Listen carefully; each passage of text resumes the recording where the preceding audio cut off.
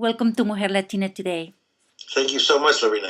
I'm very happy to be here and to talk a little bit about the conference and what we're doing this year.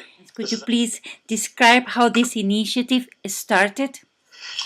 Well, it actually started 17 years ago. We had a group in the Ford plant that came forward and said they really wanted to work with the community. They were Latino Ford workers, all line workers, and they wanted to contribute to the community, and they felt that they really didn't know how. So they called a number of us in the community who were working at different social service agencies and schools and government and said, what is it that we can do to help the community? And once we all began to talk about it, what they really wanted to do was to inform people truthfully about what are the major issues that are affecting the Latino community in one way or another. What is the information we should know, and how should we react to it, and how do we deal with it? And they had no idea at the time, and many people, didn't have any idea of which way to go. But what they really wanted was, they didn't want a conference for the directors and the board members. What they wanted was a conference for that frontline worker, the person who works in social services or works in government, and every day they go to work and they help the Latino community by counseling someone on AIDS, or by helping someone save their home, or by teaching someone about what the English laws are and what kind of legislation is going on around them that's going to affect them and their children. And they really wanted to do that. And so we all joined together and we put on the first conference, and we had maybe 30 people, and we started right away with evaluations. Tell us what you think. How are we approaching this the right way? And people began to really provide a lot of feedback. They want the truth. They want it hit hard. They want young people to be invited. And that's sort of how it first started. And so the first issues were local issues. And after about 5 or 6 years, then Lorain, our area, began to be hit by sort of a lot of misfortune. The Ford plant, one of the Ford plants closed, the steel mill closed. So we had lost a lot of jobs, and a lot of the Ford workers had took a buyout and went to Kentucky to continue working. And so another organization came forward, and Ford got together with the Coalition for Hispanic Latino Issues and Progress. Also Lorain, which was made up of volunteers from the community, from schools, from government, from social services, from different agencies, small businesses, and just people who were lived in metropolitan housing and had issues. And they brought it to them and said, we want to keep this going. It's really important. And so Chip decided about 5 years ago, let's go ahead and do this.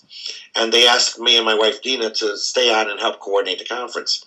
So we would raise the money, and we would study for about a year. We would study all the major issues happening in the Latino community. We would monitor the National Council La Raza, the Mexican American Legal Defense Fund, all the different Latino organizations, and we would try to find out what the big issues were, what they had in common, and how they were going to affect us. So that's sort of how the conference began. And then all of a sudden, the volunteers started saying, well, what is it that they want? What is it that the people that we want to serve really want? And so we began to ask a lot of questions from all the way from Cincinnati through Toledo. And people were saying, we want a different way to get the information. A lot of times their bosses would go to conferences and bring back 10 or 15 books and put them on their desk and say, here's what we learned at the conference. You need to use this. And they never had time, because every day they were counseling more AIDS victims, or they were working in their community to stop laws that were going to hurt the Latino community. And so then we began to find new ways to tell the story. We would bring in comedians, or we would bring in multicultural artists and multimedia people who would use video. And I remember one of the first people that we brought in was a lady from California, and she had a little show called Cani con Cello, and she actually played her cello with the California Philharmonic Orchestra, and she also was a comedian. So we had brought her in one time, and she began to talk about how Mexicans have been treated over the ages and how they had always been here and how they had been treated, how they had been depicted in the media. And she did it in a comedic way. And when it was all over, the audience just went crazy. They gave her like 7 standing ovations, and the evaluations they put, this is the way we need to understand it.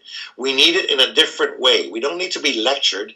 We need to be motivated. We need to feel the issues as opposed to just learn about the technical aspects of it.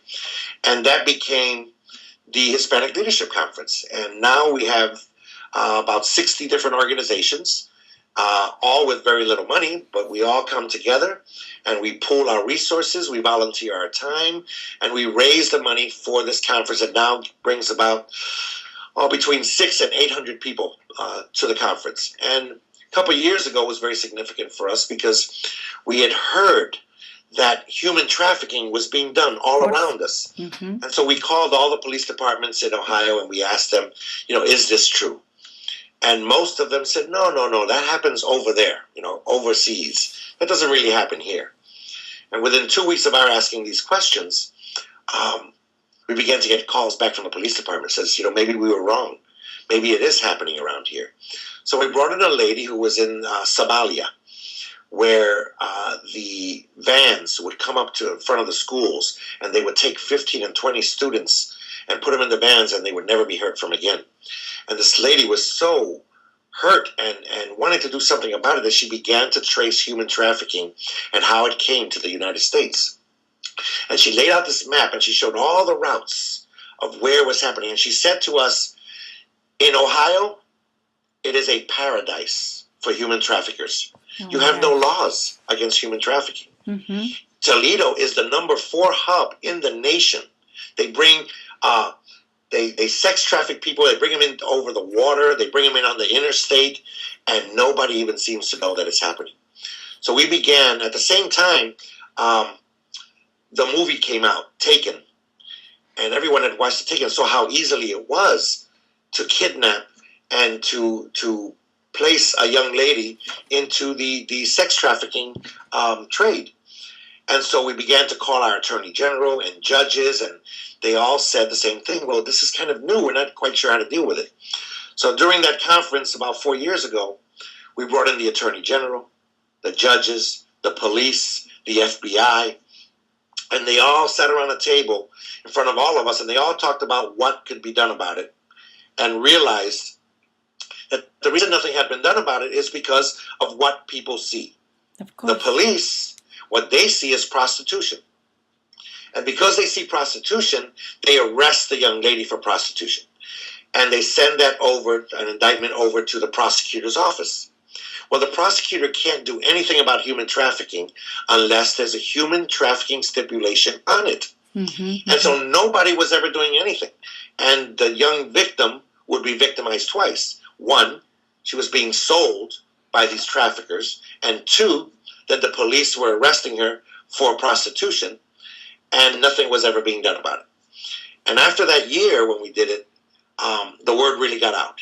And all over Ohio, the Attorney General, Richard Cordray at that time, began to put more money into it. And now, today, you can see that every day there's stories about human trafficking. The Salvation Army has a department on human trafficking. Yeah. Most churches are working with human trafficking. The consciousness is there, and people are now doing things about it. So we began to really start saying, these are the real important issues. Tell people what they can do about it. So our mission then became, what we want to do is, and this is what we promise you, if you come to Lorain and you come to the conference, we promise that we will rejuvenate you, re-inspire you, or upset you so much that you're going to want to do something about what you know is an injustice. And that's sort of how a lot of the things have come about. And now